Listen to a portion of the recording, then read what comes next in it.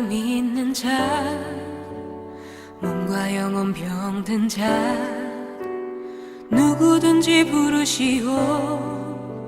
예수 이름 부르시오. 할렐루야. 살아계신 하나님께서 시간도 우리와 함께 하심을 믿습니다. 오늘 주시는 하나님 말씀은 요한복음 7장 25절부터 36절까지 말씀 되겠습니다. 성경책을 옆에 두셔서 펴서 보시고 말씀을 함께 묵상하도록 하겠습니다. 오늘은 이 본 말씀 가지고 싸우지 말고 이겨내라는 제목으로 말씀 증거하도록 하겠습니다. 성도가 살아간다는 것은 세상 속에서 산다는 것을 의미합니다. 불신자들과 섞여 사는 것이 정상이라는 것입니다. 그래서 예수 안 믿는 사람들은 다 마귀다 이런다든지 저들과 떨어져 살아야겠다고 한다면은 이것은 바른 태도도 아니고 가능한 삶도 아니고요. 또 예수님께서 원하시는 삶도 아닐 것입니다. 우리는 불신자들과 섞여서 살아야 됩니다. 예수님께서 공생의 3년 동안 불신자들과 죄인들을 엄청나게 만나셨습니다. 그리고 그들을 다 감당을 하셨습니다. 그래서 우리도 마찬가지입니다. 우리가 세상을 감당할 수 있어야 되겠습니다. 불신자들이 몰라준다고 오라통 터지고 막 들이받고 싸우고 할 게 아니라 이겨내면 되는 것입니다. 그래서 오늘은 주님이 바라보시는 불신자들의 모습, 주님은 불신자들을 어떻게 바라보시는가, 이것을 좀 정리해 보도록 하겠습니다. 첫 번째로 세상 사람들, 불신자들은 부정확한 지식을 갖고 있다 이렇게 생각하라는 것입니다.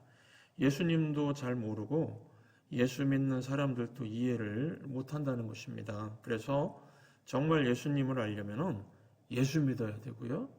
또 성도들을 알려면은 예수 믿어야 된다 하는 것입니다. 불신자 상태로는 모른다 이것을 인정하라는 것입니다. 그래서 저들은 부정확한 지식을 가지고 사는구나 이렇게 인정해 주라는 것입니다.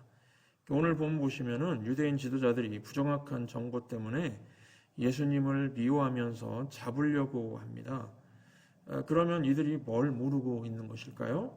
7장 25절부터 보시면 예루살렘 사람 중에서 어떤 사람이 말하되 이는 그들이 죽이고자 하는 그 사람이 아니냐.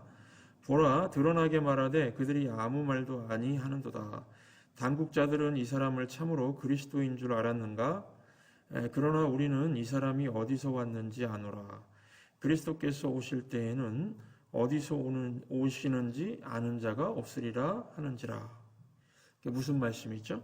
사람들이 예수님이 그리스도인가 하나님의 보내신 분인가 생각하면서도 또 한편으로는 걸리는 게 있다는 것입니다. 어디서 오는지 아는 자가 없어야 한다는 말은 구약 성경 다니엘서 7장 13절을 보시면은 내가 또 밤 환상 중에 보니 인자 같은 이가 하늘 구름을 타고 와서 옛적부터 항상 계신 이에게 나아가 그 앞으로 인도되매 이런 말씀이 있습니다. 그래서 그리스도는 이 하늘에서 구름 타고 온다고 했으니까 베들레헴에서 아기로 태어났다는 것은 틀렸다는 것입니다. 그런데요, 이사야서 9장 4절, 구약성경 이사야서 9장 4절을 보시면 이는 한 아기가 우리에게 낳고 한 아들을 우리에게 주신 바 되었는데 그의 어깨에는 정사를 메었고 그의 이름은 기묘자라 모사라 전능하신 하나님이라 영존하시는 아버지라 평강의 왕이라 할 것임이라. 또 이렇게 한 아기로 온다고 되어 있다는 것입니다. 그러면은 이 성경이 모순되는 책일까요? 아닙니다. 예수님의 초림, 처음 오심은 베들레헴에서 아기로 오시는 것이고 예수님의 재림, 두 번째 오실 때는 구름 타고 오시겠다는 겁니다. 그러니까 지금 사람들이 예수님에 대한 이런 전체적인 지식이 부정확하다는 것입니다. 그래서 결국에 예수님 어떻게 대합니까? 7장 30절 그들이 예수를 잡고자 하나. 잘못된 정보로 인해서 예수님을 잡으려고 하고 핍박하려 하고 죽이려 한다는 것입니다.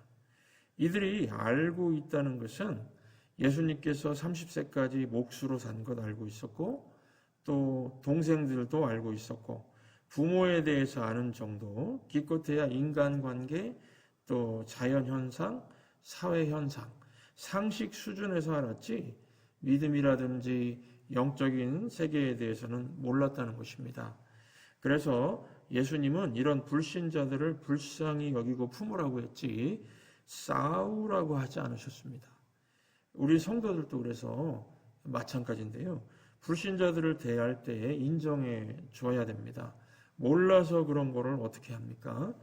천국 없는 세상 사람들, 천국을 모르는 세상 사람들이죠.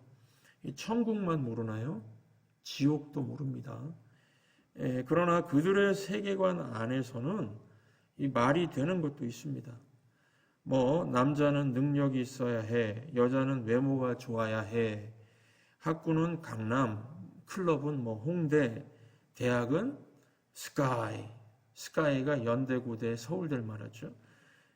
또 나이 들면은 돈이 필요해. 이런 말은 또 일리가 있습니다. 그렇죠? 그런데 하나님 나라에서는요, 반전이 있다는 것입니다. 세상 사람들은 소돔과 고모라 좋다고 했는데 불로 심판받았습니다.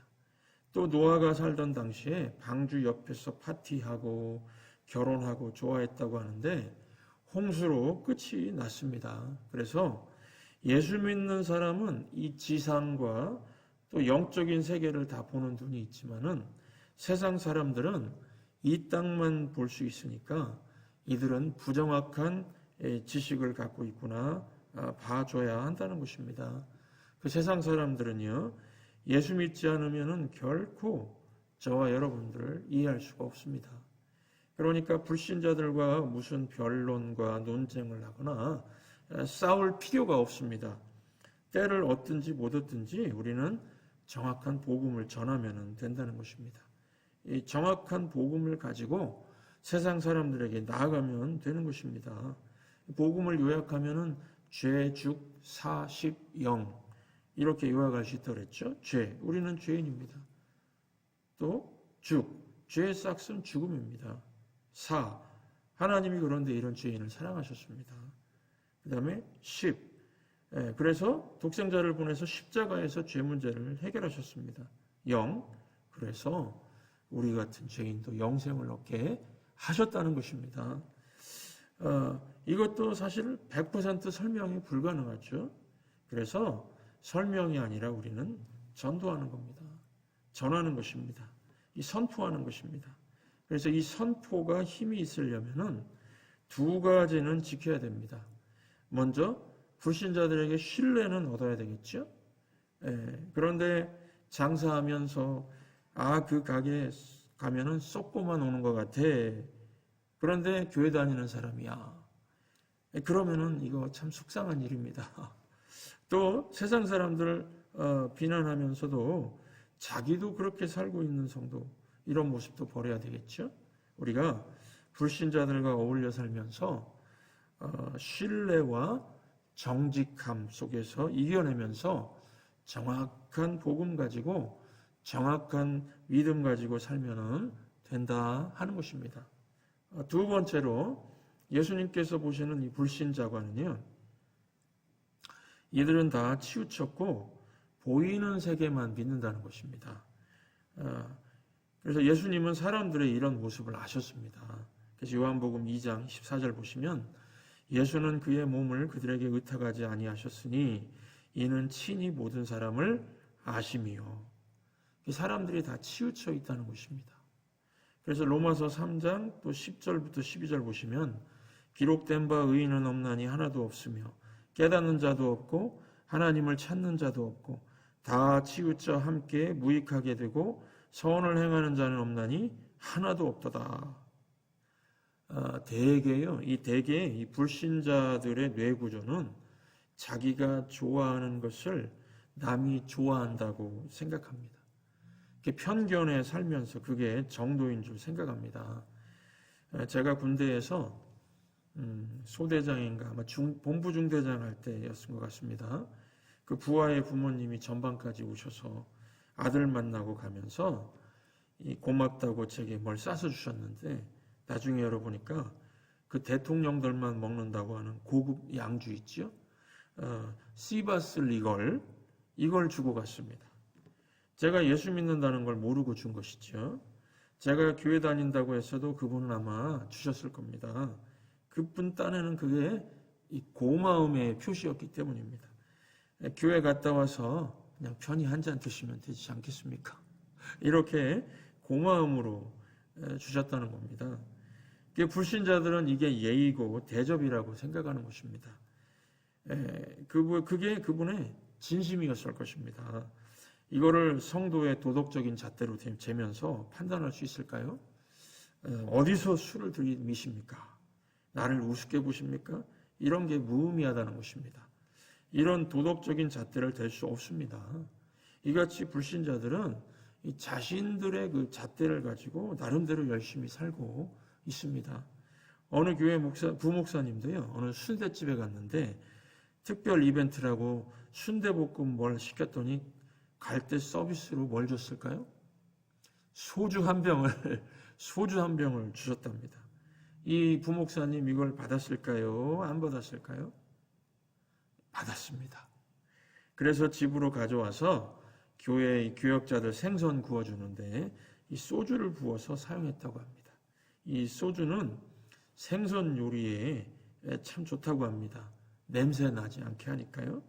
그 순댓국집 사장 아줌마의 진심은 고마움의 답례였지 영혼을 파괴하는 소주 그런 게 아니었다는 것입니다. 불신자들은요 이렇게 사는 것입니다. 그래서 성도의 잣대로 막 정죄할 수 없습니다. 또 불신자들은 보이지 않는 것을 안 믿습니다. 그래서 구약시대부터 사람들이 하나님께 요구한 것이 자꾸 보여달라고 그랬습니다. 그리고 하나님이 보여주셨습니다. 구름 기둥, 불 기둥, 또 하나님 음성으로, 또 기적으로요. 선지자들을 통해서 보여주셨고, 또 하나님의 독생자 예수님을 성육신하셔서 직접 하나님의 영광을 보여주셨습니다. 예수님이 또 충분히 보여주셨죠. 그런데 이들은 영적인 세계에 대해서 얘기만 하면은 불신앙으로 일관하는 것입니다. 오늘 말씀 34절부터 36절 보시면 한번 보십시오. 너희가 나를 찾아도 만나지 못할 것이요 나 있는 곳에 오지도 못하리라 하시니 이에 유대인들이 서로 묻되 이 사람이 어디로 가기에 우리가 그를 만나지 못하리요 헬라인 중에 흩어져 사는 사람에게로 가서 헬라인을 가르칠 터인가 나를 찾아도 만나지 못할 터이요 나 있는 곳에 오지도 못하리라 한 이 말이 무슨 말이냐 하니라. 이 말이 무슨 말이냐 이해를 못하고 믿지도 못하고 영적으로는요 완전히 백치 상태입니다. 하지만 저와 여러분들은 그렇지 않지요.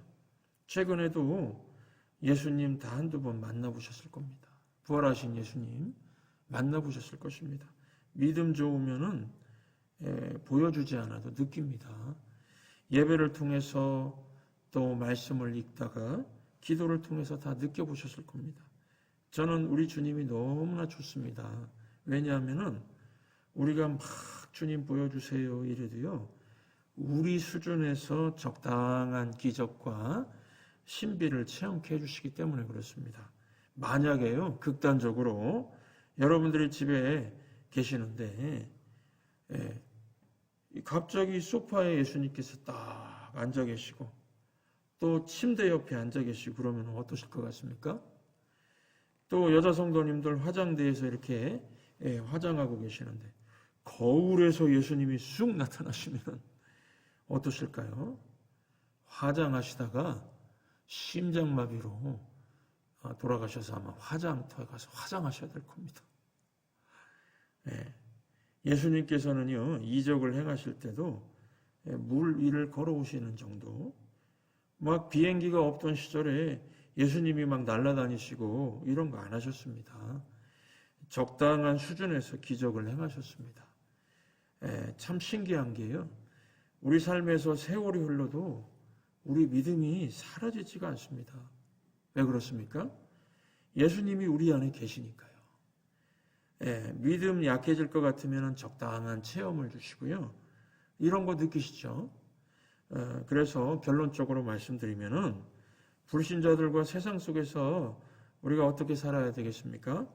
이들은 부정확한 지식, 또 편견이 있는 지식, 천국이 없는 사람들입니다. 보이지 않는 세계는 안 믿고 느낄 수도 없습니다. 그러면은 싸워야 될까요? 일단은 불쌍한 마음을 갖자는 것입니다.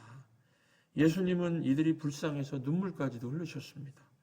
예수님은 이들과 쓸데없이 부딪히지 않으셨습니다. 그러면서도 꼭 필요할 때는 신앙 고백을 하도록 하셨습니다. 성전 가셔서는요, 단호하셨죠. 예배 드리는 곳이니까요. 신앙 고백이 중요하니까 엉터리같이 예배 드릴 때는요, 단호하게 그것을 거부하고 제대로 된 하나님 말씀을 가르치셨습니다. 그러므로 우리도 마찬가지입니다. 오늘 하루 살아가실 때 주님 매일매일 만나는 불신자들을 다 품게 주시옵소서. 불쌍히 여기게 해 주시옵소서. 또 필요할 때는 정확한 신앙 고백을 하면서 그들 앞에서 살아가게 해 주시옵소서.